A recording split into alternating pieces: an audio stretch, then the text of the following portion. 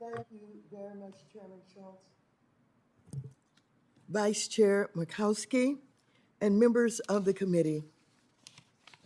Today I'm here to discuss an issue I care very deeply about, but has been ignored for far too long. Many remain unfamiliar with the history of those who came to be known as the Native American freedmen and the ongoing plight of their descendants. The freedmen were Black individuals who were enslaved by 5 formerly slave-holding tribal nations and were forced to walk and suffer on the Trail of Tears alongside their slave masters. A year after the Civil War ended, the 5 tribes agreed to abolish slavery and accept freedmen and their descendants as full tribal citizens under the 1866 treaty agreements they made with the United States government.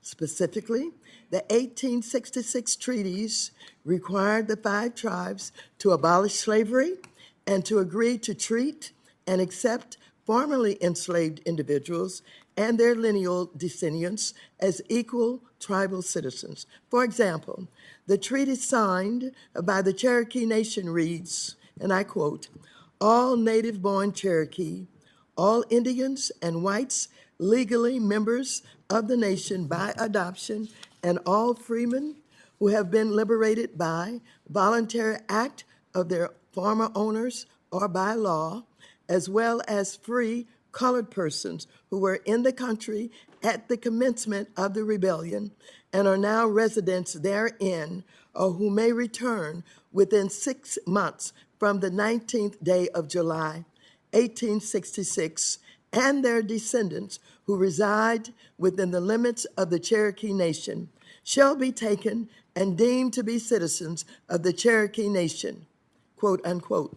The 4 other tribes all signed similar treaties.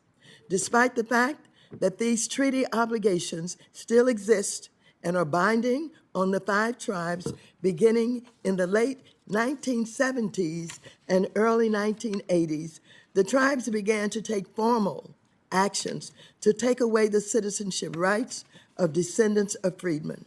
For instance,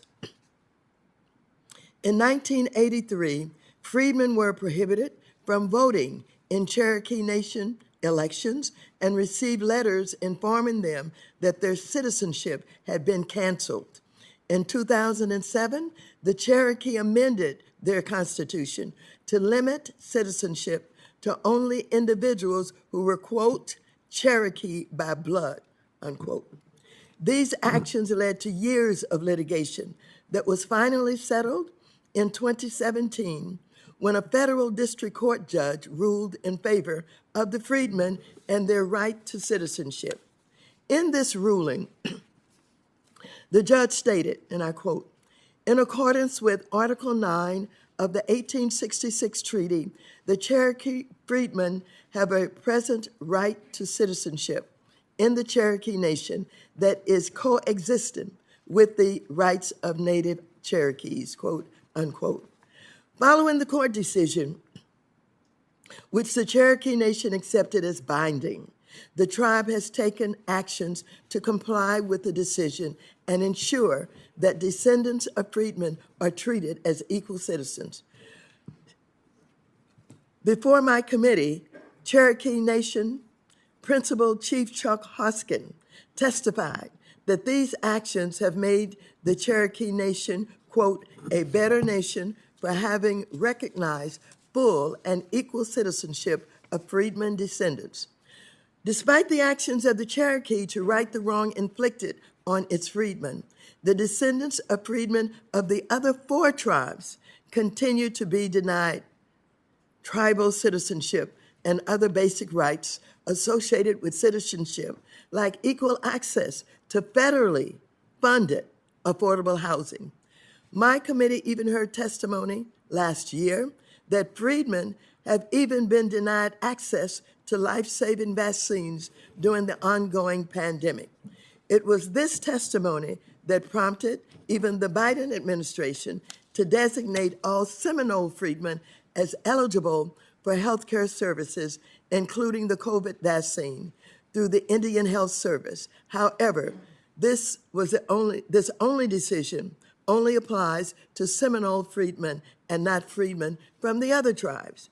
We know that equal access to housing sits at the heart of many of the racial and economic injustices we continue to see across the country today. As chairwoman of the House Financial Services Committee, I recognize that Native communities face some of the worst housing conditions in the United States. It is also important to recognize that the legacy of land and cultural disenfranchisement has created and maintained these circumstances.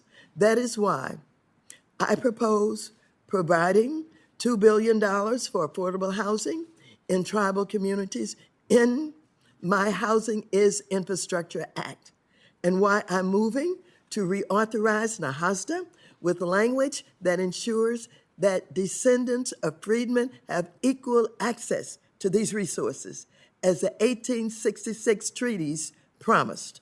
When Barney Frank, my predecessor, was chairman of the House Financial Services Committee, he recognized the plight of the freedmen and was a staunch advocate for their rights.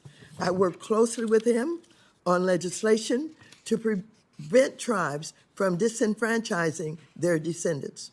As ranking member and now chairwoman of the committee, I continue that fight for justice for the descendants of freedmen. Currently, there are tribes that are implementing federally funded programs in a way that actively discriminates against descendants of freedmen in direct violation of treaty obligations. Congress has every right to ensure that federal funding implemented in compliance with all relevant obligations. We must stand by the rights promised to freedmen and the treaties that guaranteed those rights over a century ago and hold these tribes accountable. I'd like to say how proud I am of the descendants of Native freedmen who have never wavered in their fight for human dignity and equal recognition, even when it seemed no one would listen, even with the growing movement for reparations that recognizes the forced and uncompensated labor that built this country and the riches amassed because of it. It seems that the fight of the descendants of freedmen still has never been rightfully acknowledged and affirmed. This pandemic has made clear that the ongoing discrimination of the freedmen descendants can literally mean the difference between life and death for descendants of freedmen who have been denied COVID vaccines. So I urge the distinguished members of this committee, we must honor our word as a nation and uphold, as honorable people, the obligations of these treaties. This is as much true for the United States government, which has failed to meet all of its treaty obligations, as it is for the five tribes. This work is ongoing, and it is the obligation to the descendants of freedmen that can't be left out of that conversation. I want to thank again Senator Schatz for holding this important hearing and working with me on this issue. And I must indicate that even though there appears to be only one representative here for the freedmen, I would like, if at all possible, to make sure that the voices of other freedmen are heard in some sense, in some way. And while I'm pleased that the United States Senate is finally hearing testimony from a freedman descendant, I must state that hearing from more voices, not less, is the key to productive dialogue. It is when we don't expand our table to hear more from those who have been disenfranchised that injustices and systemic inequities are perpetuated. So moving forward, I'm convinced that we can work together to not simply uplift the voices of freedmen, but also to recognize the shared suffering of Native freedmen and Native Americans forced to walk that trail of tears together, and the need to honor the treaties of 1866. I do not believe that the documented history of the descendants of freedmen can be ignored, forgotten, or dismissed any longer. Thank you, and I'm happy to take any questions that you may have. Thank you very much, Congresswoman Waters. We appreciate your testimony. Members may submit follow-up questions for the record, and you are excused as we prepare our next panel. Thank you very much. Thank you.